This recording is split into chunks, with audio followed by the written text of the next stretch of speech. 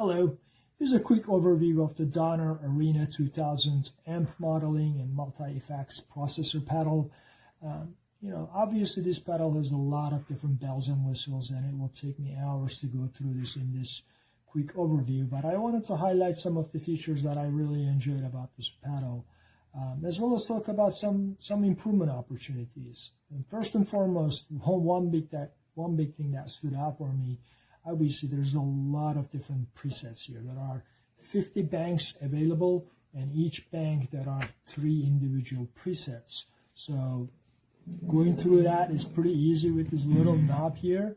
But one thing I noticed was as I was switching from one preset to the other, the output level is varying significantly. So I thought it would have been nice for these to be leveled out. So if I was just using this, if I was looking to use this pedal right out of the box, that I wouldn't have to go in and play and adjust every single output level individually.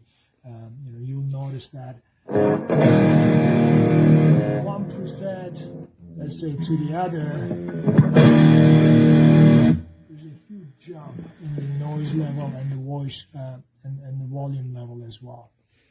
I'll also highlight some of my favorite tones.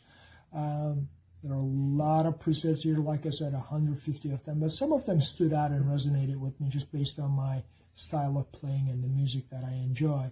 But I'll also try and demonstrate how quickly you can put together some tones yourself and options that are available for you as you do that. So just quickly, couple things that I enjoyed the most is one of them being me being more of a Green Day fan. I liked Broken Dream.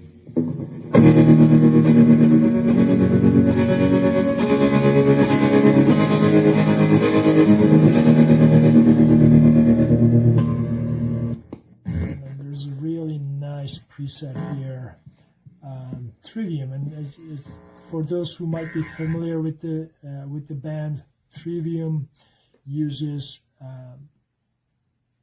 5150 amplifiers quite a bit, and I happen to own a PV version of that available, and I like to think that the sound comes pretty close.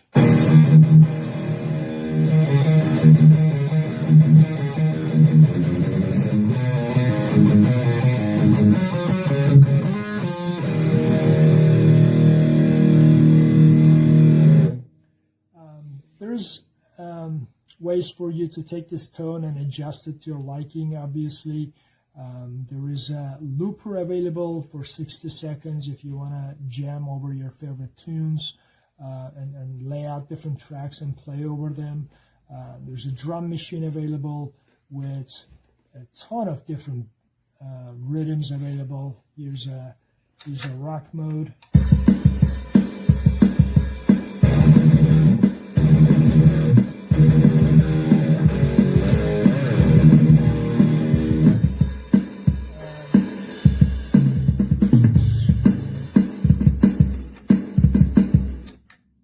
Number of options available, nothing but overwhelming, which could be a good thing. There are about 40 different drum beats here, all the way from pop, rock to the disco.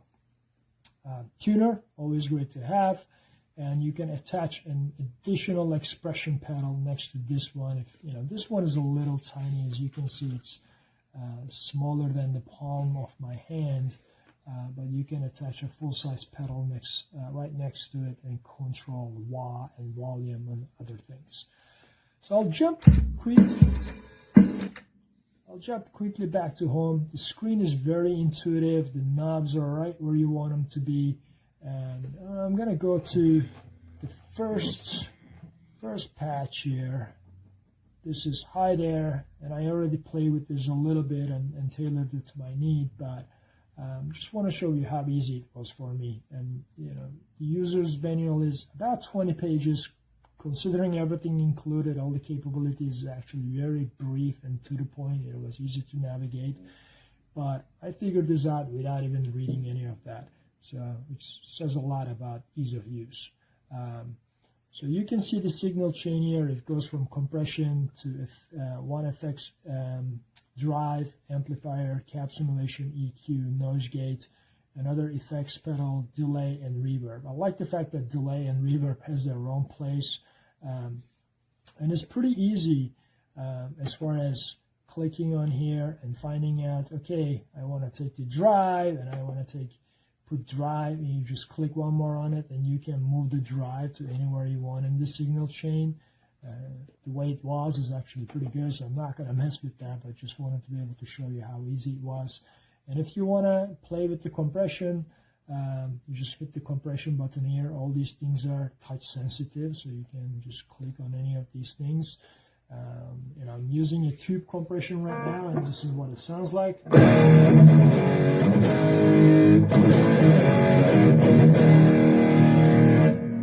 can play with the drive, gain, output, and as I switch through different compressions here, so there's a LA2A, LA3A, compression 670. Some of these models, I don't even know what they are, but I think they're trying to emulate some of the more professional studio-worthy compression units.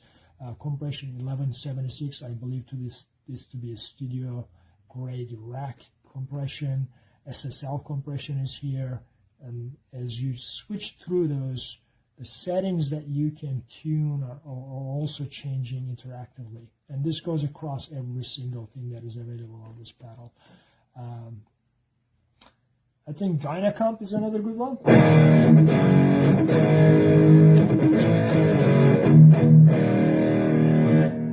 Increase the sensitivity and a little bit more sustain. And in order to save this, I just hit the store button. Yep, I want to save it. Save. Yes. Similar to that, I can look at what I have in the effects. I have a pure boost here. You can use an intelligent gate. And the effects boxes have a lot of different options. There's a wah, another wah, another wah, envelope, intelligent gate, pure boost, lead boost, filter, chorus, analog chorus, flanger, vibrato, phaser, tremolo, ring modulation, lo-fi, auto swell, step phase, pitch, octave, 20 different options available. I think I'll keep it in the boost as I was trying to drive the amplifier a little bit more. But from pure boost, I'll switch it to lead boost just to see how it sounds like.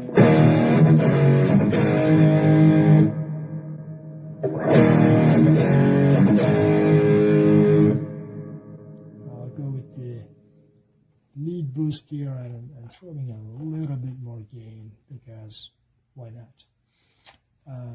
From there, I'll switch to the drive.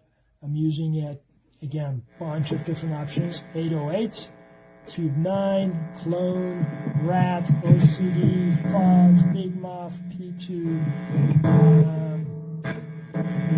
There's 20 different versions available. I'll stay with the Tube 9, but again, the gain settings can be adjusted.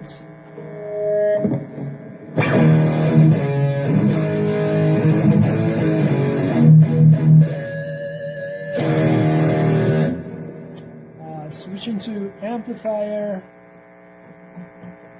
I'm using what I'd like to think to be a Mesa Boogie rectifier channel 2. I love the fact that every single channel is modeled individually, so it's not always the same.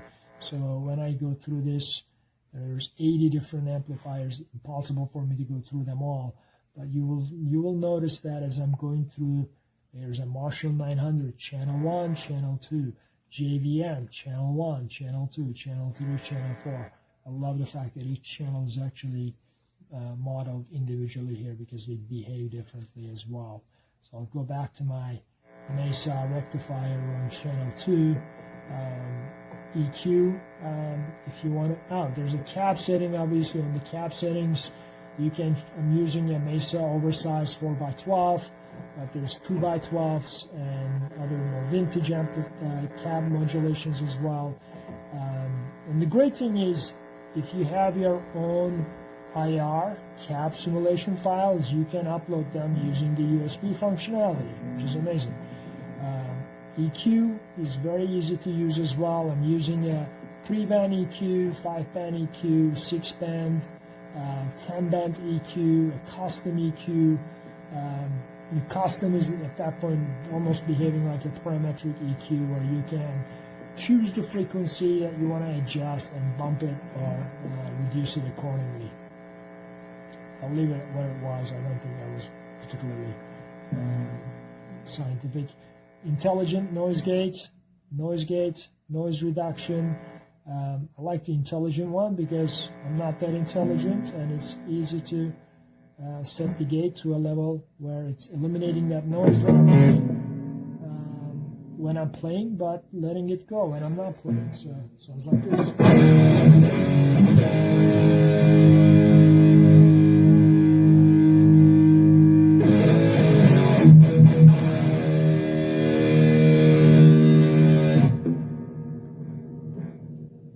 Another effects box here, and this has the same exact options as the other one. It's just another box for you to throw it in there.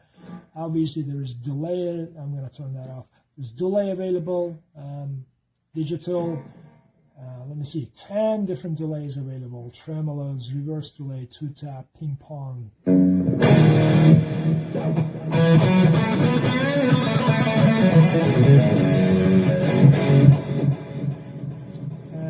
Plenty of reverb options available also. Let me see, 10 different reverbs. I'm using the whole reverb.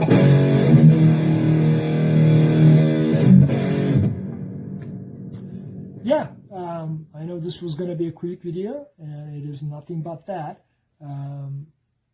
everything but that. But hope you liked it. Hope you found this to be helpful. A ton of great tonal options inside this box. I'm plugging this into an amplifier that is mainly used for keyboards. It's supposed to have a very flat EQ, so I wanted to see how this would behave if I were to plug this straight into the front of the house or use it in a rehearsal studio with a PA. Does a fantastic job, but I can also plug this into a combo amp or a guitar amp of any kind and still get some really convincing results. It's amazing how many different tonal options are available all within this relatively small pedal. Again, hope you found this to be helpful, and hope you enjoyed the review. Thank you.